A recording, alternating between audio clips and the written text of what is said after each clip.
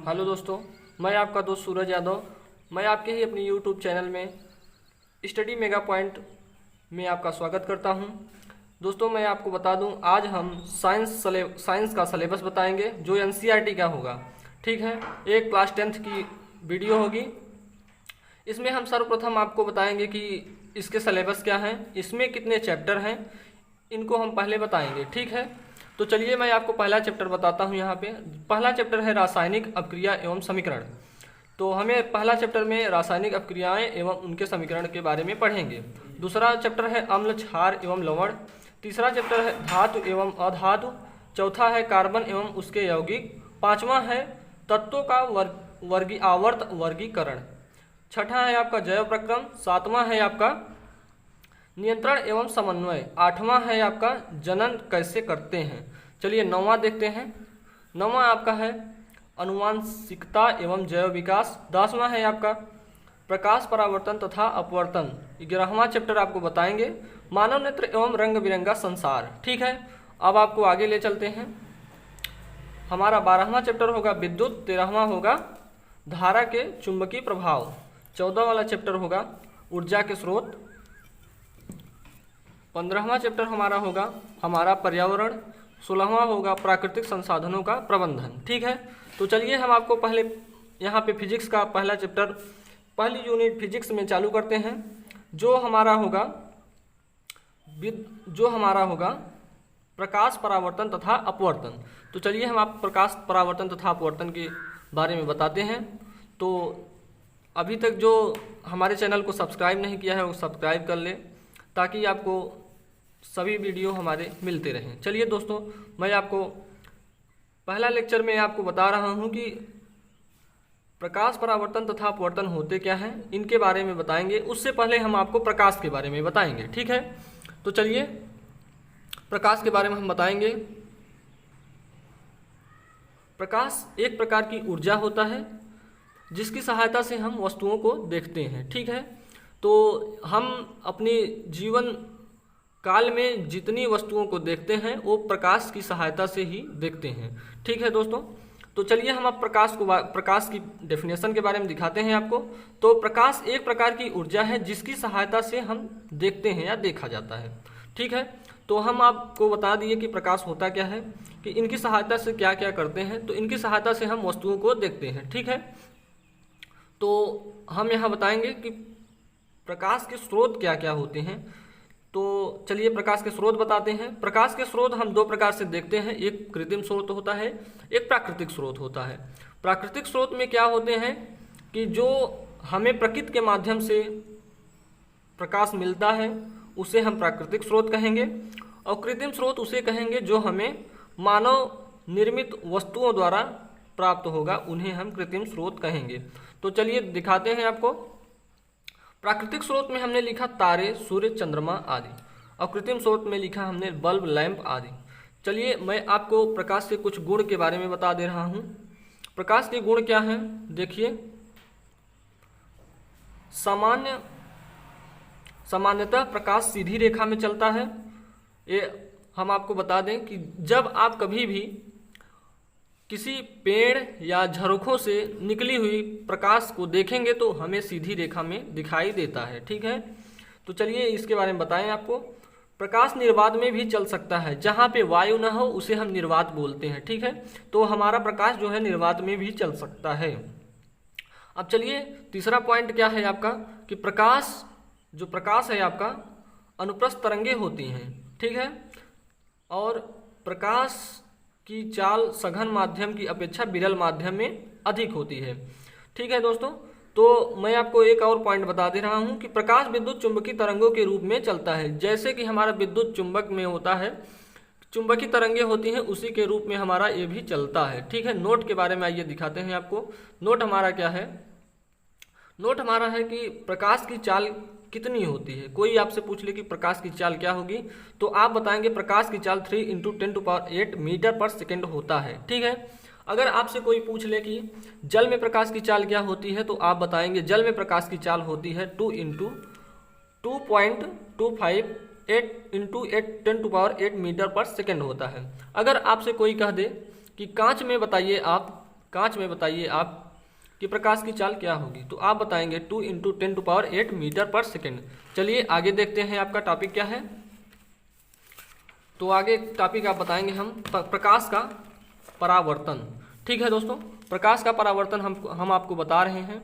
तो प्रकाश का परावर्तन में हम आपको बता दें पहले कि प्रकाश का परावर्तन होता क्या है। ठीक है, तो प्रकाश का परावर्तन के बारे में बताएंगे आपको। जब हम प्रकाश किसी चिकने तल पे गिराते हैं तो प्रकाश हमारा फिर से वापस लौट आता है। ठीक है, उस कांच पे न रुक के हमारा कुछ वापस चला आता है। ठीक है, तो जैसे हम लेजर लाइट के माध्यम से देखेंगे, आपको एक्सपेरिमेंट भी करवा देंगे कभी, लेकिन उससे पहले मैं आपको प्रकाश का परावर्तन के डेफिनेशन के बारे में बताऊंगा। तो चलिए यहाँ पे देखते हैं। जब प्रकाश किसी पॉलिशदार व चिकने तल पर गिरता है तो उसका अधिकांश भाग वापस लौट आता है। प्रकाश चिकने तल से टकराकर लौटने की इस प्रक्रिया को या घटना को प्रकाश का परावर्तन कहते हैं। ठीक है, ये डेफिनेशन आपके एनसीईआरटी बुक से लिया गया है। चलिए यहाँ पे देखते हैं दूसरा डेफिनेशन आपका क्या है। ठीक है, दूसरा डेफिनेशन है आपका, जब प्रकाश किरण किसी चिकने तल से टकराकर अपने माध्यम में वापस लौट आती है तो इसे प्रकाश का परावर्तन कहते हैं। ठीक है, मैं आपको बता दूं कि ये सारी घटनाएं आपको एक समतल दर्पण पर देखने को मिलेगी। ठीक है, तो चलिए जैसे में देखते हैं समतल दर्पण से प्रकाश का परावर्तन। ठीक है, तो इसमें मैं आपको एक चित्र बताया हूँ, इसमें देखिए आप चित्र के माध्यम से आपको समझाऊंगा।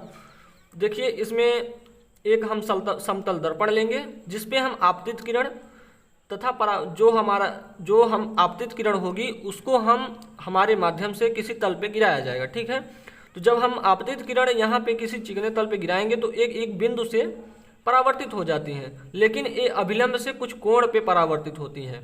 तो हम आपको बताएंगे आपतित किरण जो होगी कोण आई होगी और जो परावर्तित किरण होगी ये आर होगी।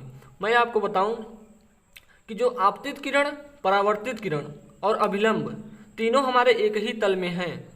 ठीक है, तीनों हमारे एक ही तल में हैं। अब आपको मैं बताऊं कि जो हमारा आपतित किरण है ये बराबर होता है आपतित परावर्तित किरण के। ठीक है, चलिए मैं जो आपको बताया ये आपको दिखाता हूं कैसे आपको लिखना है।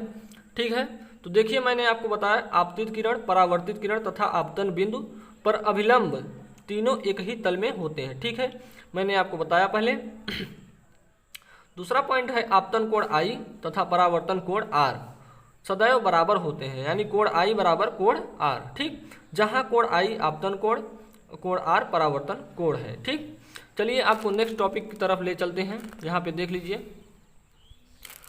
ठीक है, तो नेक्स्ट टॉपिक हमारा होगा गोलीय दर्पण। ठीक है, गोलीय दर्पण। तो गोलीय दर्पण में आपको बता दूं कि गोलीय दर्पण क्या होता है।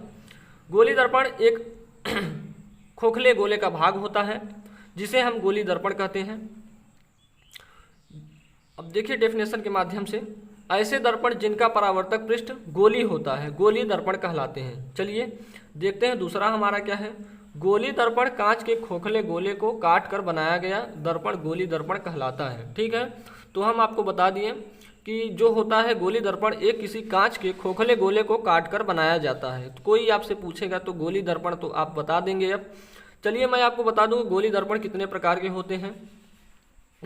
गोलीय दर्पण आपको बताएं कि गोलीय दर्पण दो प्रकार के होते हैं, एक अवतल दर्पण, एक उत्तल दर्पण। ठीक है, तो चलिए अवतल दर्पण देखते हैं। अवतल दर्पण आपका क्या है।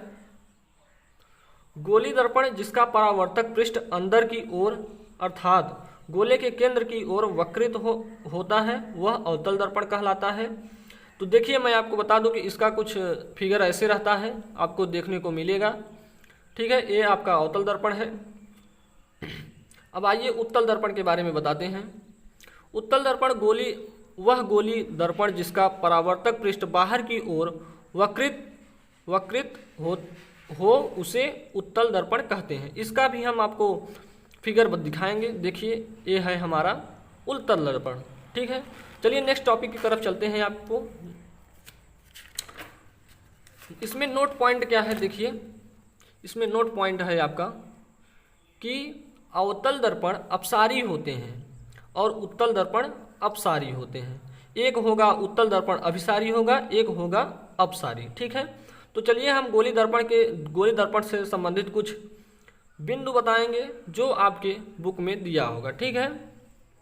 तो इसमें हमारा पहला पॉइंट है ध्रुव। ध्रुव किसे कहते हैं, आइए देखते हैं। गोली दर्पण के परावर्तक पृष्ठ के केंद्र को दर्पण का ध्रुव कहते हैं। गोली दर्पण के पृष्ठ के केंद्र को हम गोली दर्पण का ध्रुव कहते हैं, ठीक है। वक्रता केंद्र किसे कहते हैं, वक्रता केंद्र हम इसे कहते हैं कि गोली दर्पण का परावर्तक पृष्ठ, देखिए गोली दर्पण का परावर्तक पृष्ठ एक गोले का भाग है। इस गोले का केंद्र गोली दर्पण का वक्रता केंद्र कहलाता है। हम जो वक्रता केंद्र होता है उसे C से प्रदर्शित करेंगे, ठीक है। चलिए अब वक्रता त्रिज्या के बारे में बताएंगे आपको। तो वक्रता त्रिज्या हम आपको दिखा दे हैं कि वक्रता त्रिज्या होती क्या है। गोली दर्पण का परावर्तक पृष्ठ जिस गोले का भाग है उसकी त्रिज्या दर्पण की वक्रता त्रिज्या कहलाती है, ठीक है। इसे हम R से प्रदर्शित करेंगे। चलिए ठीक है, नेक्स्ट पॉइंट की तरफ ले चलते हैं आपको। मुख्य अक्ष। मुख्य अक्ष आखिर होता क्या है, प्रारंभिक और अंतिम बिंदु से होकर जाने वाली सीधी रेखा को मुख्य अक्ष कहते हैं। चलिए देखते हैं, प्रारंभिक और अंतिम बिंदु से होकर जाने वाली सीधी रेखा को मुख्य अक्ष कहते हैं, ठीक है दोस्तों। पांचवा पॉइंट आपका है फोकस दूरी, ठीक है। तो यहाँ पे आपको दिखाएंगे फोकस दूरी। फोकस दूरी ध्रुव P तथा फोकस बिंदु F के बीच की दूरी को फोकस दूरी कहते हैं। इसे F से प्रदर्शित करते हैं। चलिए देखते हैं कि फोकस दूरी बराबर होता क्या है। किसी दर्पण की फोकस दूरी वक्रता त्रिज्या की आधी होती है। देखिए ये हमारा फोकस दूरी हो गया, ये वक्रता त्रिज्या R के आधी होती है, यानी R/2, ठीक है। तो चलिए नेक्स्ट टॉपिक की तरफ ले चलते हैं आपको।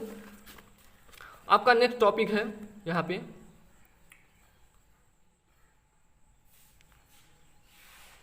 गोली दर्पण द्वारा प्रतिबिंब का बनना, ठीक है। तो इसमें हम आपको बताएंगे प्रतिबिंब कैसे बनता है, इनकी स्थितियां कुछ दी हुई हैं। तो यहाँ पे हम प्रतिबिंब की स्थिति लेंगे, प्रतिबिंब की पहले बिंब की स्थिति लेंगे जो हम आपको मतलब कि जो हमारा सोर्स होगा उसको लेंगे। उसके बाद प्रतिबिंब की स्थिति लेंगे, साइज उसका क्या होगा, उसकी आकृति क्या होगी, ठीक है। जब अनंत पर होगा हमारा बिंदु तो हम फोकस प्रतिबिंब की स्थिति क्या बताएंगे, तो हमारी फोकस पर होगा ये और इसका साइज अत्यधिक छोटा होगा और ये हमारा प्रतिबिंब की आकृति जो होगी वास्तविक एवं उल्टा होगा, ठीक है दोस्तों। तो इसमें मैं आपको केवल दो ही बताऊंगा, एक अनंत पर होगा, एक F पर, ठीक है। F पर देखते हैं, अनंत पर हमारी स्थिति अनंत पर होगी, अत्यधिक वर्धित होगी, ठीक।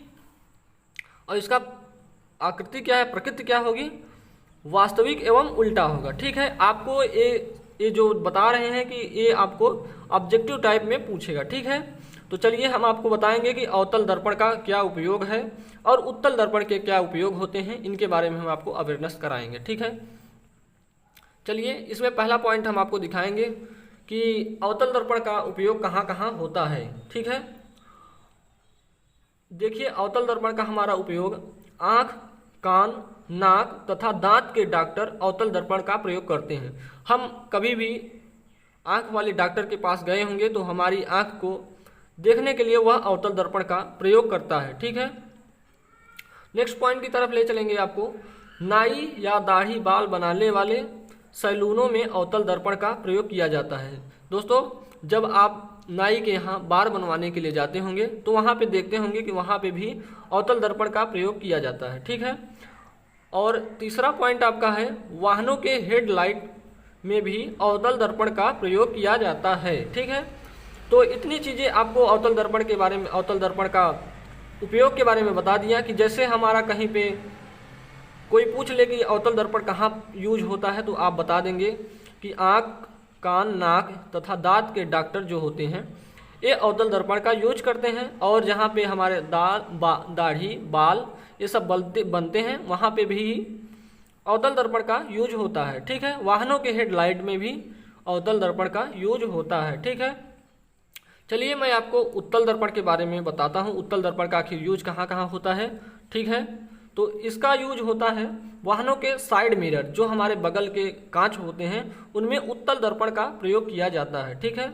विद्युत लैंप या स्टील लैंप में उत्तल दर्पण का प्रयोग होता है। उत्तल दर्पण का दृष्टि क्षेत्र में सबसे अधिक होता है। ठीक है, मतलब कि जो हमारे आँख होती है उसमें दर्पण जो होता है वो उत्तल दर्पण होता है। ठीक है, चलिए आपको नेक्स्ट टॉपिक की तरफ ले चलते हैं। हमारा आज नेक्स्ट टॉपिक होगा कि दर्पण जो होता है उसमें चिन्ह की जो वो होती है कि हमारा चिन्ह परिपाटी होता है परावर्तन, जैसे गोली दर्पण द्वारा परावर्तन के लिए चिन्ह परिपाटी। ठीक है, तो इसमें चिन्ह परिपाटी में हम देखेंगे कि हम कहाँ किसको पॉजिटिव लेंगे किसको निगेटिव लेंगे, कि हमारा V पॉजिटिव होगा कि U पॉजिटिव होगा या निगेटिव होगा, इनके बारे में अवेयरनेस कराएंगे। ठीक है, तो देखिए यहाँ पे कुछ डेफिनेशन लिखा गया है आपके लिए। वस्तु की दूरी को U से, मतलब कि वस्तु की जो दूरी होगी उसे हम U से प्रदर्शित करेंगे। प्रतिबिंब की दूरी को V से, फोकस की दूरी को F से, वस्तु की लंबाई O तथा प्रतिबिंब की लंबाई को I से प्रदर्शित करते हैं। ठीक है, देखिए आपका नेक्स्ट है प्रकाश किरणें। जो हमारी प्रकाश किरणें दर्पण पर बाईं ओर से आपतित होती हैं। दूसरा पॉइंट है हमारा मुख्य अक्ष पर समस्त दूरियां, जो दूरियां होती हैं V, U, F, R, P से मापी जाती हैं। ठीक है, मैं आपको ग्राफ के माध्यम से दिखाऊंगा। देखिए ये एक्स अक्ष है, ये वाई अक्ष है। ठीक है, तो यहाँ पे एक्स अक्ष देखिए यहाँ पे प्लस है, अगर वाई अक्ष पे जाएंगे तो प्लस मिलेगा। अगर यहाँ से पॉइंट P से हम इधर एक्स अक्ष की तरफ आएंगे तो प्लस मिलेगा। ऐसे इधर भी देखेंगे तो ऐसा ही होगा। अगर हम P पॉइंट से एक्स अक्ष डैश पे आएंगे तो निगेटिव मिलेगा। अगर हम पॉइंट P से ऊपर की तरफ इधर एक्स अक्ष डैश में जाएंगे तो हमें पॉजिटिव मिलेगा। और हमें जब यहाँ पे वाई डैश पे हमें दोनों स्थितियों में निगेटिव मिलेगा। ठीक है, तो चलिए पॉइंट के माध्यम से देखते हैं। देखिए यहाँ पे दिया है कि जो ध्रुव P है हमारा, ये P के बाईं ओर मापी गई दूरी माइनस दाहिनी ओर मापी गई दूरी पॉजिटिव लेते हैं। ठीक है, अब देखिए चौथा पॉइंट हमारा है आपतित किरण की दिशा में मापी गई पॉजिटिव होती है, यानी आपतित किरण जो है ये होती है पॉजिटिव होती है, तथा विपरीत दिशा में मापी गई निगेटिव होती है। यहाँ पे हम निगेटिव लेते हैं। ठीक है, चलिए पांचवा पॉइंट देखते हैं। पांचवा पॉइंट हमारा है कि मुख्य अक्ष के ऊपर मापी गई लंबाई पॉजिटिव, यानी जो ऊपर लंबाई होगी वो हमारी पॉजिटिव होगी तथा नीचे की लंबाई माइनस होगी। देखिए यहाँ पे माइनस लिया गया है और इसके ऊपर जो लिया जाएगा वो पॉजिटिव लिया जाएगा। ठीक है, तो चलिए इसके आगे बताते हैं हम आपको। इसके आगे आपको बताएंगे कि इसमें कुछ नोट पॉइंट है, इन्हें आपको ध्यान में रखना है। इन्हीं की सहायता से हम आपको न्यूमेरिकल लगवाएंगे। ठीक है, तो देखिए नोट पॉइंट हमारा है अवतल दर्पण की फोकस दूरी सदैव माइनस लेते हैं तथा उत्तल दर्पण की फोकस दूरी सदैव पॉजिटिव लेते हैं। ठीक है, तो देखिए हम न्यूमेरिकल को लगाने के लिए कुछ हम ऐसा बना लिए हैं ताकि आप लोगों को अच्छे से समझ में आ जाए। ठीक है दोस्तों, मैं आपको बता दूं कि अवतल दर्पण एक अवतल दर्पण होता है, एक उत्तल दर्पण होता है। इनमें हम U, V, F की स्थितियां क्या होंगी, माइनस होंगी या प्लस होंगी, इसके बारे में हम बताएंगे। तो देखिए यहाँ पे अवतल दर्पण में पहले U की स्थिति अगर लेंगे, अवतल दर्पण में U जो होगा हमारा वो निगेटिव होगा। V हमारा जब कहेगा कि वास्तविक है, हमारा प्रतिबिंब वास्तविक या कोई स्थिति हमारा वास्तविक है तो हम पॉजिटिव लेंगे। अगर आभासी बताएगा तो हम गलत हो गया थोड़ा, सॉरी। अगर वास्तविक कहेगा तो माइनस लेंगे, अगर आभासी कहेगा तो हम पॉजिटिव लेंगे। V की स्थिति बता रहा है। ठीक है, अगर हम F की स्थिति को बताएंगे तो इसमें अवतल दर्पण में माइनस लेंगे। और देखिए आपको आगे ले चलते हैं उत्तल दर्पण के बारे में। तो उत्तल दर्पण में हम U जो होगा माइनस लेंगे और V होगा वो पॉजिटिव लेंगे, F होगा वो पॉजिटिव लेंगे। यानी उत्तल दर्पण में हमारा U वस्तु की जो होगी उसे हम माइनस लेंगे। ठीक है, तो चलिए मैं आज के लिए इतना ही। अगले एपिसोड में आपको बताऊंगा कि दर्पण सूत्र तथा आवर्धन क्या होते हैं। ठीक है दोस्तों, चैनल को लाइक और सब्सक्राइब जरूर करें। ठीक है, मैं आपको अगला अपडेट देता रहूँगा। Thank you.